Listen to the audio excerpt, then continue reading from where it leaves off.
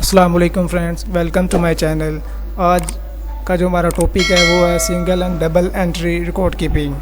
MGT 101 का हमारा 4th lecture है ये, जिसमें हम ये चीज़ें पढ़ेंगे कि सेपरेट एंट्री बिजनेस एंट्री क्या होती है, single and double entry book keeping क्या होती है, डेबिट एंड क्रेडिट क्या होता है, and dual aspect of transaction. सबसे पहले जो चीज़ हमारे पास है वो है सेपरेट एंट्री कॉन्सेप्ट। कि सेपरेट एंटिटी कॉन्सेप्ट होता क्या है। इसमें जो ओनर होता है वो ही हैंडल कर रहा होता है सब कुछ। यानी कि अपने बिज़नेस को रन करने के लिए उसे किसी चीज़ की ज़रूरत पड़ी है, वो खुद ही परचेज़ करता है और ख़ुद ही आगे मैनेज कर रहा होता है। और अपने बिज़नेस को जो चीज़ें उसमें रिक्वायरमेंट होती है, ज़रूरत होती है चीज़ें ख़रीदने की या आगे सेल करने की या बिज़नेस का जो रिकॉर्ड करना होता है वो खुद ही हैंडल कर रहा होता है। ये चीज़ें आ जाती हैं सेपरेट एंटिटी कॉन्सेप्ट में। इसकी जो मेन डेफिनेशन है वो ये है, the statement of the business independent from its owner. क्या ज़्यादा ना काम कर रहा होता है, वो खुद ही सब कुछ कर रहा होता है, उसे किसी चीज़ की इंटरफेरेंस की ज़रूरत नहीं होती, वो सब कुछ खुद मैनेज कर रहा होता है। ये चीज़ें आ जाती हैं सेपरेट एंटिटी कॉन्सेप्ट में। उसके बाद जो चीज़ हमारे पास है वो है single entry book keeping. Single entry book keeping हम ट्रांजैक्शन का एक एस्पेक्ट, एक पहलू रिकॉर्ड कर रहे होते हैं। इसके बाद जो इस पैराग्राफ में से बताया हुआ वो एक एग्जांपल दी हुई है कि अगर जिस तरह छोटे बिजनेसमैन होते हैं, शॉपकीपर वाले हो गए, रिटेलर हो गया, उन्होंने अपने बिज़नेस को जो चलाते हैं तो उसका रिकॉर्ड भी ज़ाहिर है दर्ज करना होता है। उसमें दो से तीन रजिस्टर उनके पास होते हैं जिसमें अलग-अलग रिकॉर्ड कर रहे होते हैं। यानी कि उधार, किसी का उधार है वो अलग, या किसी को देनी है, किसी से लेनी है, वो सारा जो सिस्टम है उन्होंने अलग-अलग रिकॉर्ड किया होता है। इसे ये चीज़ें जो आती हैं ये सिंगल एंट्री बुक कीपिंग में आती हैं। सिंगल एंट्री बुक कीपिंग है ये बहुत कम्प्लेक्स है, बहुत पेचीदा है ये। इसमें अगर कोई मिस्टेक हो जाती है तो उसको फाइंड करना, उसको तलाश करना बहुत मुश्किल हो जाता है। जबकि डबल एंट्री बुक कीपिंग में इसमें ऐसा नहीं होता। आगे देखते हैं डबल एंट्री बुक में क्या है। डबल एंट्री बुक में हम दोनों एक्सपेक्ट ट्रांजैक्शन के रिकॉर्ड कर रहे होते हैं, यानी कि डेबिट भी रिकॉर्ड कर रहे होते हैं और क्रेडिट भी। यानी कि जो चीज़ हमने ख़रीदी है और जो चीज़ हमने सेल की है दोनों एक ही वक्त में हम रिकॉर्ड करते हैं। ये चीज़ आ जाती है डबल एंट्री बुक कीपिंग में। डबल एंट्री बुक कीपिंग में जो अगर कोई हमसे मिस्टेक हो जाती है या कोई एरर आ जाता है हमारे रिकॉर्ड में, तो उसको फाइंड करना आसान है क्योंकि हर चीज़ वाज़ेह और क्लियर होती है, दोनों चीज़ें सामने होती हैं, उससे एरर तलाश करना आसान हो जाता है हमारे। उसके बाद जो हमारी चीज़ होती है उन्होंने डिस्टिंग्विश किया हुआ है, करैक्टरिस्टिक में फ़र्क बताया हुआ है कि इसमें सिंगल एंट्री बुक कीपिंग में और डबल एंट्री बुक में क्या फ़र्क है। उसमें पहला जो पॉइंट हमारे पास बताया उन्होंने, cash from sale is recorded in cash and register only. यानी सिंगल एंट्री में हम जो कैश किसी से रिसीव किया है उसे हम कैश के रजिस्टर पे से रिकॉर्ड करेंगे, जो चीज़ हमने बेची है उसे अलग रिकॉर्ड करेंगे। ये चीज़ें बताई हुई हैं। जबकि डबल, ये सिर्फ चीज़ें आपने पढ़ लेनी है कि ताकि आपके ज़हन में हो। उसके बाद रहता है डबल एंट्री बुक कीपिंग में कि डबल में क्या करते हैं हम दोनों चीज़ें एक ही वक्त में रिकॉर्ड कर रहे होते हैं। यानी कि डेबिट भी रिकॉर्ड कर रहे होते हैं, क्रेडिट में भी। यानी कि अगर कोई चीज़ हमने किसी से ली है या किसी को देनी है, दोनों हम रिकॉर्ड कर रहे होते हैं। उसके बाद आता है हमारे पास debit and credit. Main topic है। अगर ये चीज़ आपको समझ आ गई कि डेबिट क्या होता है, क्रेडिट क्या हो गया, समझ लें कि आपको फाइनेंशियल अकाउंटिंग समझने में बहुत आसानी होगी आगे। सबसे पहले हमारे पास चीज़ आती है डेबिट। डेबिट क्या होता है। डेबिट में अगर आपको आसान लफ्ज़ों में कहूँ, इट इज़ रिसीविंग बेनिफिट। यानी कि किसी जिस चीज़ हमें फ़ायदा पहुंच रहा हो उसे हम कहते हैं डेबिट।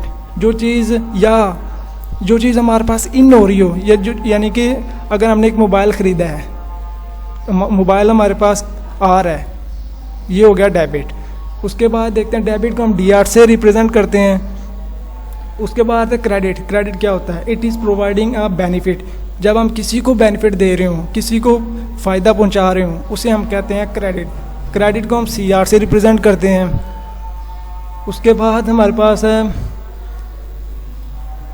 ये चीज़ें यहाँ पे भी लिखी हुई हैं कि डेबिट को हम लेफ़्ट साइड पे लिखते हैं, on the left side of the accounting institution constitution additional, कि हम इसे लेफ़्ट साइड पे लिखते हैं, और क्रेडिट को हम राइट साइड पे लिखते हैं। ये आपने बस ज़हन में रखनी है कि डेबिट जो होता है वो हम किसी से जो बेनिफिट हमें मिल रहा होता है उसे हम डेबिट कहते हैं। यानी कि सीधी सी बात है, जो चीज़ हमारे पास आ रही है उसे हम कह रहे हैं डेबिट, जो चीज़ हमसे जा रही है वो हो गया क्रेडिट। जिस तरह के अगर मैं ये मिसाल दूँ आपको कि मैंने एक मोबाइल ख़रीदा है, मोबाइल मेरे पास आ रहा है, ये क्या हो गया डेबिट। मेरे पास जा क्या रहा है, वो कैश जा रही है, पैसे जा रहे हैं, उसे हम कहते हैं क्रेडिट। उसके बाद आया था हमारे पास डुअल एस्पेक्ट ऑफ ट्रांजैक्शन, कि डुअल एस्पेक्ट ऑफ ट्रांजैक्शन होती क्या है। For every debit there is an equal credit, यानी कि अगर डेबिट है तो वो इक्वल होगा हमारे क्रेडिट के। इस चीज़ को हम कहते हैं डुअल एस्पेक्ट ऑफ ट्रांजैक्शन। यानी कि एवरी ट्रांजैक्शन के टू एक्सेप्ट होते हैं, टू एस्पेक्ट होते हैं, दो पहलू होते हैं, डेबिट एंड क्रेडिट, जो कि दोनों इक्वल होंगे तो उसे हम कहते हैं डुअल एस्पेक्ट ऑफ ट्रांजैक्शन। वहाँ यहाँ पे नीचे उसने मिसाल दी हुई है कि एक बिल्डिंग खरीदी गई जो 50,000 की है।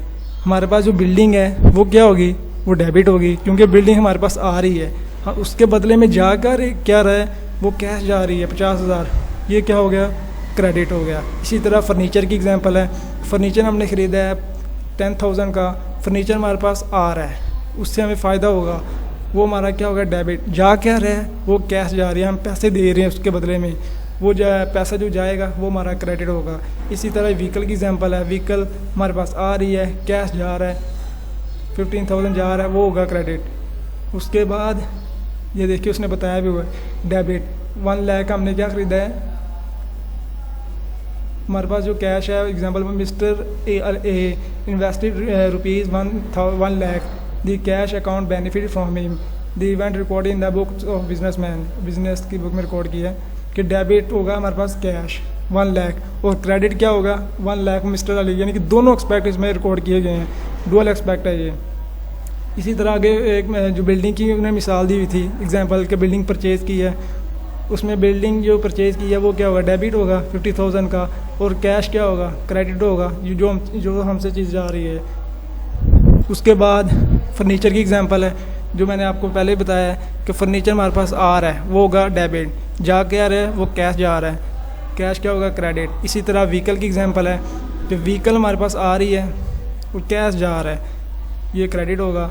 उसके बाद हमारे पास आता है एसेट, सरमाया, असासा, एसेट हम कहते हैं असासा को, जिससे हम बाद में resources, economic resources of business is called assets, यानी कि जो हमें बाद में फ़ायदा पहुँचाएँ।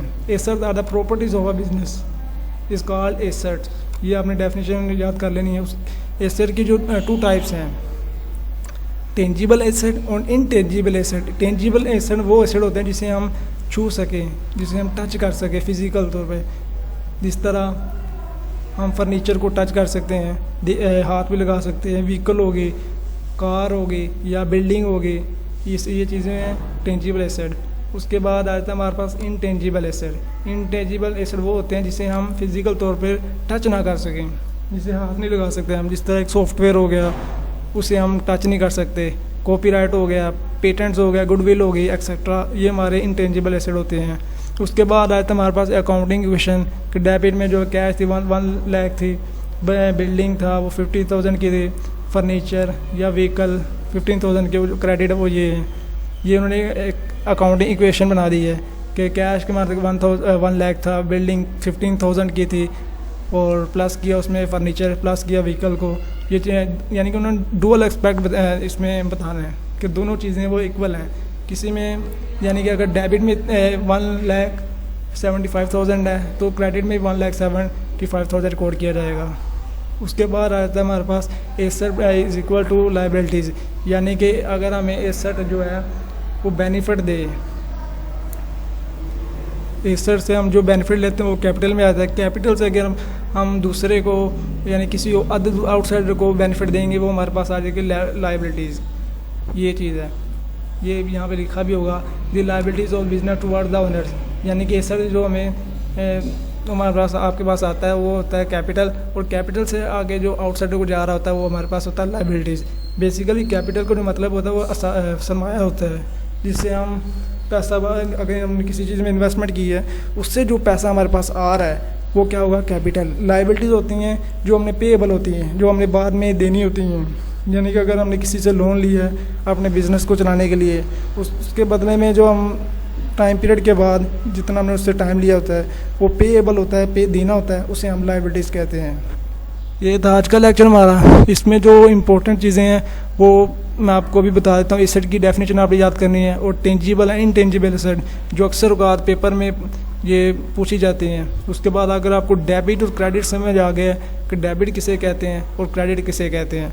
डेबिट वो होता है जिससे हमें फ़ायदा हो रहा हो, जो चीज़ हमारे पास आ रही है सीधा सीधा वो डेबिट है, जो जा रही है वो क्रेडिट है। ये आपने बस कॉन्सेप्ट अगर ध्यान से अपने दिमाग में बिठा लिया है तो आगे आपके लिए अकाउंटिंग को समझना बहुत आसान है।